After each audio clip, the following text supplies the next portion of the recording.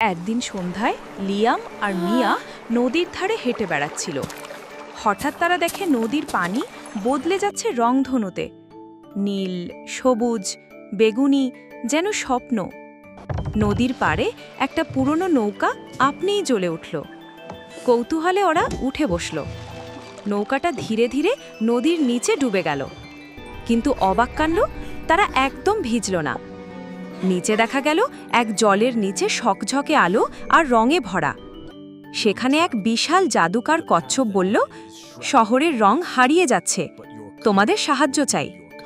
Liam আর মিয়া বের হলো জাদুর স্ফটিক খুঁজতে। কত রঙিন মাছ, ঝিলমিল গুহা পেরিয়ে তারা খুঁজে পেল সেই স্ফটিক। মিয়া সেটা শহরের মাঝে বসাতেই আবার জ্বলে উঠল রংধনু নদী, আলোয় ভরে উঠল চারদিক। কচ্ছপ হাসতে হাসতে বলল, তোমরা সত্যিকারের রঙের রক্ষক। আর লিয়াম আর মিয়া এক নতুন আলো নিয়ে ফিরে এলো বাড়ি।